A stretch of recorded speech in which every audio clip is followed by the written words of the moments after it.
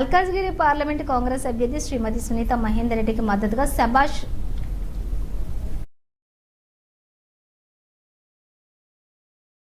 Malkajgiri parliament Congress అభ్యర్థి శ్రీమతి సునీత మహేందర్ రెడ్డికి మద్దతుగా సుభాష్ నగర్ 130వ డివిజన్లో ఎస్ఆర్ నాయక్ నగర్ అపురూప కాలనీలోని మాజీ కౌన్సిలర్